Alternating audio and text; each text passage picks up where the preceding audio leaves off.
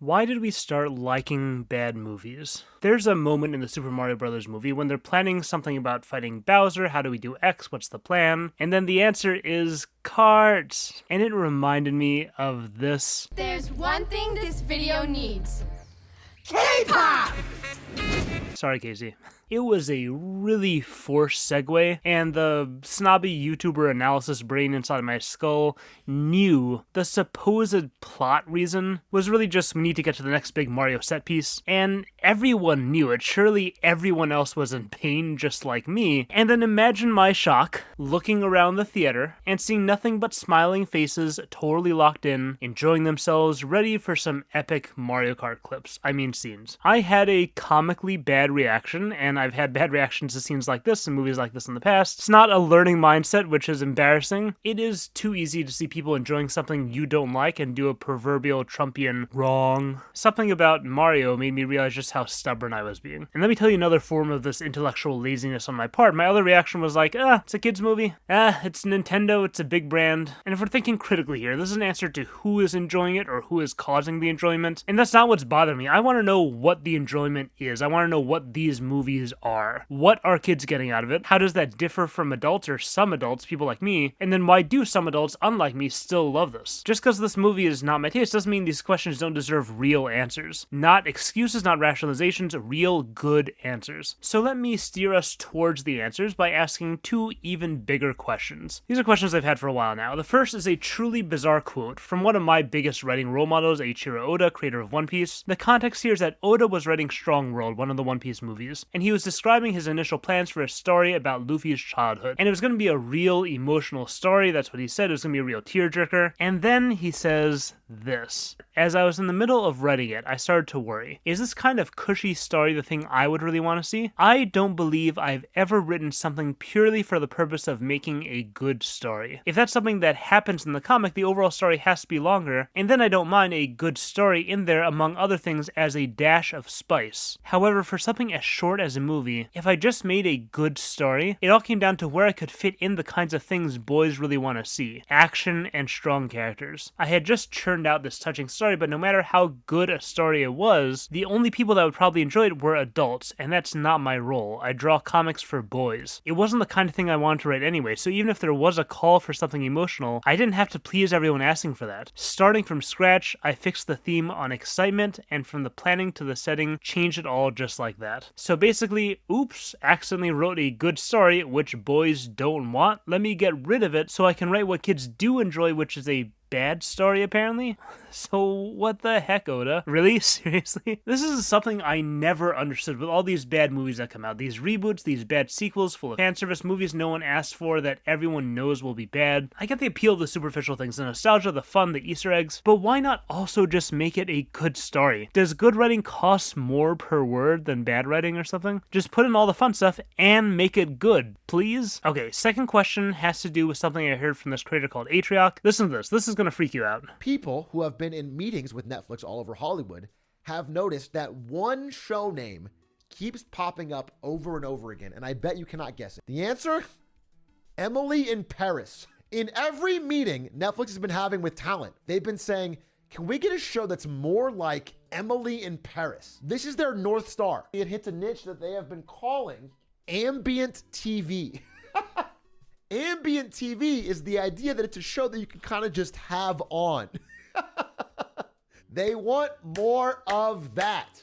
Background noise TV. So my question here is, what? Okay, so sometimes you answer a question by applying or discovering or deriving new information, but sometimes you answer a question just by accepting that the phenomenon exists. What Oda is saying is shocking to someone who loves great stories, someone like me, someone like most of you, I'm sure, but if you accept what he's saying as true, that if you write a good, emotional, tearjerker story, it will appeal to adults and not to young boys, and young boys do just want to see excitement and strong characters, if you accept that, then what does that mean? He described a good story as playing the role of a spice. source. That means he's seeing it as enhancing some other thing that's primary. So what is that other thing? What other thing is there? And once we do find that, then how are stories functioning in that way? How are stories functioning as spice? So Oda does explain what the main course is. He says this: see, for boys, there's something special about seeing two powerful things fighting each other. The point is it's the kind of thing that gets their veins pumping. Now again, that may sound really superficial to us, but let's take him at his word. That is the experience apparently. Excitement, veins pumping, and that does seem true. You can totally imagine a person, especially a young boy, just seeing a fight scene between two strong characters, no context, and it's exciting. There's adrenaline, blood pumping, and that could be a fun, enjoyable feeling. Again, no context, no story. So now, what can a story do to that experience? How can an experience like that benefit from a story? So nothing earth-shattering here. Stories evoke emotions, stories make us care, and stories are ordered. They take events and give them structure. A fight scene will naturally get our blood pumping, but if we care about the characters, if it's all making us feel stuff, if there's a structure that is designed to focus the power of these moments, then the writer's taking an average excitement experience and engaging us more effectively in everything we like about it. Okay, structure, let me elaborate a bit more on that. Structure is designed to do exactly what I just said. It arranges the pieces so that they can operate efficiently at full capacity, but the way that happens is by creating conflict, withholding the solution, and then granting the solution. We get all these wonderful new itches, and the story doesn't let us scratch them just yet, and then at the end we get our giant back scratcher, and it's so nice. That happens on a macro level, and then that happens on an individual level also, with scenes, with beats, a bunch of little tinier back scratchers. So two things are happening here. Number one, we feel all the moments involved more strongly in terms of their own emotional impact, because the structure of tension and conflict makes us want the emotional payoff that we're getting more. It's a hunger is the best spice type phenomenon here. And then number two, with that impact of all these emotions, we get brand new emotions. Unique emotions that only come when you have structure. Namely, completion, satisfaction, and catharsis. And we love those feelings. And we especially love them when they're associated with other emotions we love, with empowerment, romance, happiness. So, here's the thing. All those emotions, all those dynamics associated with structure, I don't think we care about any of that anymore, or at least we care less about it. Why would I sit and wait for your stupid back scratcher when I can keep scrolling and find another back scratcher immediately? Why even get all itchy in the first place? Seems kind of stupid. When I hear people say, oh no, look at young people, our attention spans are getting shorter and shorter, in a sense, true, but long form content is on the rise too. It's just that the type of long content is in these forms that aren't as itchy. It's podcasts, i.e. conversations, it's live streams, i.e. personalities, it's friends having fun, it's Minecraft, it's endless clip compilations, it's endless scrolling. Take a farmer from like 100 years ago, they would not be able to sit for 12 hours a day playing Minecraft or watching TikTok. They would not have the attention span for that. They would not have the patience for it. But they absolutely would have the patience for being in pain until they can get relief from that pain. They would have patience for itchiness. I think that's the main difference that's going on today. All these forms of media still produce experiences we love with emotions we love. They're like what Oda's talking about. It's excitement, it's funny, it's chaotic, it's calm, romantic, dramatic, even meaningful. We're still getting all of that just without withholding anything from us first. And I think you look at how people consume media and they're not really into completion either. Perfect example, my YouTube channel, or really every YouTube channel, people click off. That's how it works. People are watching clips nowadays, not entire movies. They read headlines, not articles. They scroll and scroll and scroll knowing there's no end to the scrolling. Because why exactly do you want me to stop the stimulation? This whole catharsis thing you're talking about doesn't seem worth it if I have to stop being stimulated. And to be clear, I'm not doing a whole society commentary thing. I'm not criticizing, I'm not judging. I'm at the stage, I'm just observing here. This is the reality. This is my theory for what's causing this phenomenon. Okay, now we don't hate completion, and like we talked about before, stories still can provide structure which has other uses. And that is how we get the Mario movie. This is a suite of stimuli and moods and emotions that we identify as the Mario experience. And we use story as a spice to enhance that experience, to make us care more, to make us feel things, to focus the emotional power through structure, and give us completion at the end. Because why not? We can throw in a song for Bowser because people will like that, and we can throw in a story for a big ending because people will like that. What about more story? Whoa, easy there. Story's getting a bit too spicy. It's ruining the flavor of the main course. Wanting more story in these situations is like saying, I love the Lord of the Rings music, I wish it was all music. Hyperbolic, but you get the point. And I think what it used to be, what movies used to be, and what's happening with these people, what's happening with me, is that I love stories. And I grew up thinking of movies as synonymous with stories. Movies were primarily a medium for telling stories. And it's not like these movies were bland. There was still a whole lot of spice. There was music, there was fun, nostalgia, cool visuals, ideas. These were all there to enhance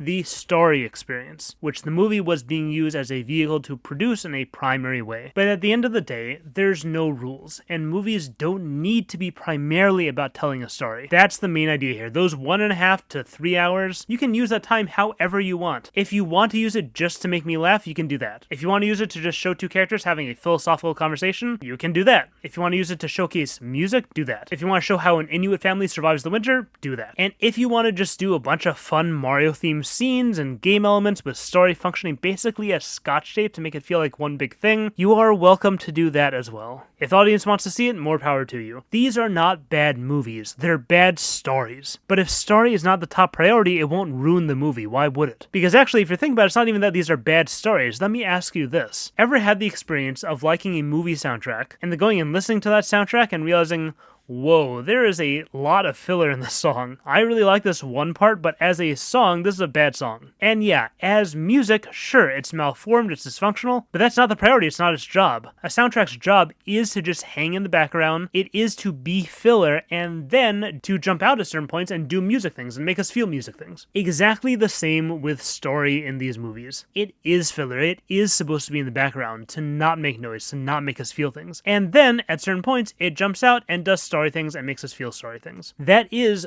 good storytelling functioning perfectly as a secondary thing, as a supporting thing. Okay, change gears. There's another side to this. I'll be honest, it's not my favorite thing, but it has potential. I can understand it. I can relate to it. Let me ask you this. For any gamers out there watching this, have you ever had that one conversation when you meet someone new and you're like, hey, I'm a big gamer. Are you into gaming at all? Yeah, I love video games. Oh, what games do you play? FIFA.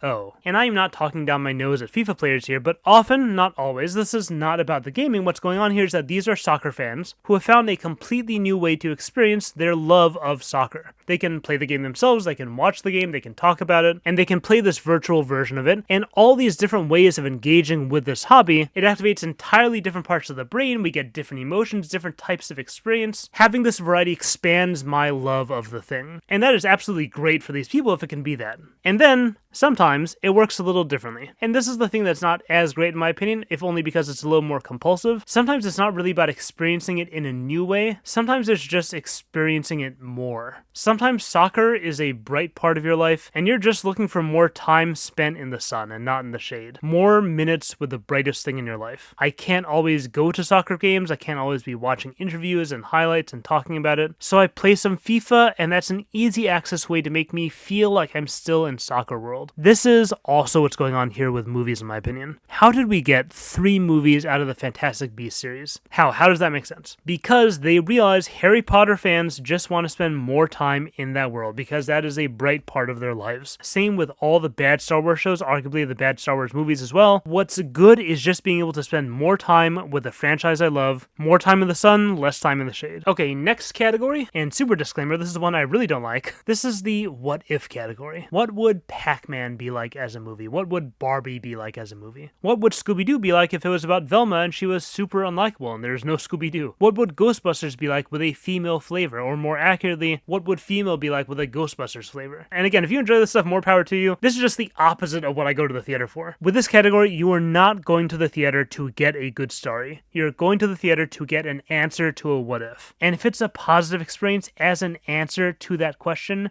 you're satisfied. What would it be like? It would be fun. It would be interesting. It would be all this creative variety you didn't think of. What if Michael Cera was a Ken? Ooh, so interesting. And to be fair, the way I can relate to some of this is that this is all very much what a lot of fanfiction fans love about that medium. And that was a medium that I used to really enjoy. Fanfiction is excellent at serving these exact purposes. You get new colors within a familiar thing, you get to spend more time in the sun, and you get the fun what ifs. And some fanfiction people do want great stories, but some of them do want just that. And at the end of the day, there's nothing really wrong with using stories in a different way like this. And the more you think about just that phenomenon, we have always used storytelling in a variety of non-prioritized ways. Cultural stories, myths are almost always primarily about transmitting values and ideas, and they use stories just as a medium to engage people. They use it as a spice to make some of these things more interesting, to make us care more about them. You have songs that tell stories, you have commercials that tell stories. Comedies, I really do think, are a very close analog here. In comedies, we do not care if the story is weak as long as it helps the funny. A lot of these bad movies are like comedies, but instead of funny, it's nostalgia, or Star Wars, or gender bend, or Mario. Just like with comedies, we want more of our lives to be spent laughing. Apparently nowadays we want more of our lives spent in proximity to the things we like. That energy, those vibes. That makes a lot of sense to me. Okay, changing gears again.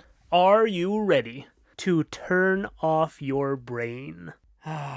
Turning off your brain is another phrase you hear often associated with enjoyment of bad movies. And this category has been a thorn in my side ever since I started becoming interested in writing, and I'm sure this is something that a lot of you can relate to. You've probably had this exact conversation before when you finish a movie, and there's something you didn't like, and you start talking about it, and the response you get is, oh, you think about this stuff way too much. Me, I don't need any of that complicated stuff. When I watch a movie, I just want to turn my brain off, I don't want to think. I just want something simple, easy, and mindless. Stop it with the analyzing, this isn't that kind of movie. So, I have always had a hard time understanding this line of reasoning, because it's not that I like complicated stuff. I just think what they're calling simple is actually just bad. Like, why are you eating that rotten apple? Oh, you, always thinking, always analyzing these things. I just want to turn my brain off when I eat. No, that tastes terrible, it's disgusting, and it's gonna make you sick. So what does it mean to turn your brain off? What's the enjoyment there? And what type of story is this category where it's like, no, it's not that kind of story. It's not subject to, I don't even know what. You're not supposed to think about it? What are you not supposed to think about? Okay, so one thing I do notice about this characterization is that it's often said about formulaic storytelling. And when I think about formulaic storytelling, I think about Blue's Clues. Some of you may have heard of this phenomenon. Kids want to be visually and mentally stimulated, they want to explore, so kids' TV shows would naturally show a lot of new content to kids, new episodes every day if possible. And then along came Blue's Clues, and they completely reversed that paradigm. Every episode would premiere on a Monday, and Nickelodeon would air the same episode on Tuesday, on Wednesday, on Thursday, and on Friday. They would do just one episode for a week straight, and kids loved it. There was a comfort in repetition. I don't have to work as hard to understand. It's not a mess of brand new stimuli. I have to sort through every single scene. No, when it's the same episode every day, I'm not trying to figure out the plot. I'm not trying to figure out what's coming next. Who are these people? No, I know that. When I know what's coming, I can expect it and it will come. And that feels nice. It's actually a very similar phenomenon as the back scratcher thing we talked about earlier, but here it's not the story itself generating anticipation and tension. It's the story formula.